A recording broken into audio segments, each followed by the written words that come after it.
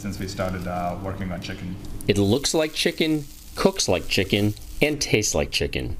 But no chicken lost its life to make this cutlet. Memphis Meats is one of a growing number of startups worldwide that are producing meat from cells, which doesn't require slaughtering animals. They want to bring cell-based or cultured meat to your dinner table. Yeah. We take cells from high-quality animals, we feed them with the nutrients that these cells need to become meat, and once they become meat, we harvest it, and we cook it into the products we love to eat. In addition to chicken, deep fried in this demo, Memphis Meats has also made cell-grown duck and beef meatballs. It hopes to start selling its products within 2 years. San Francisco-based New Age Meats is producing cell-based pork, which was prepared as sausage for this tasting. So people want meat, they don't want slaughter. And so we make slaughter-free meat.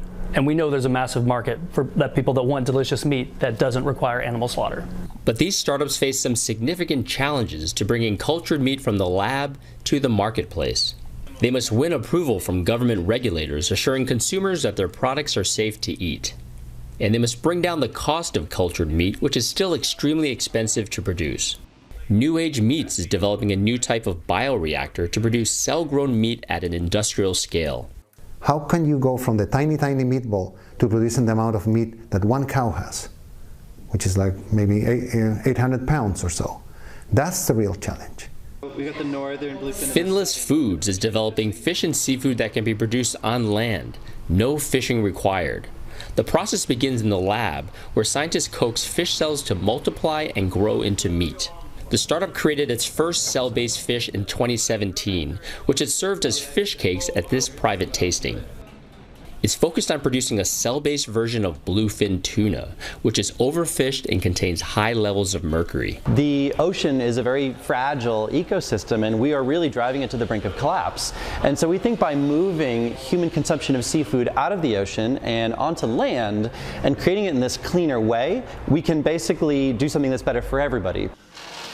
As global demand for meat grows, backers say cultured meat is more sustainable than traditional meat because it doesn't require the land and resources needed to raise livestock, a major source of greenhouse gas emissions.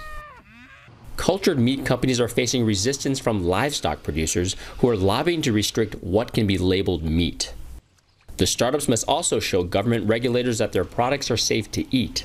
But perhaps the toughest task will be convincing consumers. It's not clear that the consumers having the choice, they will choose for lab-grown meat. Meat going in the pan. These startups believe they can change those eating habits one bite at a time. Terry Che, Associated Press, Emeryville, California.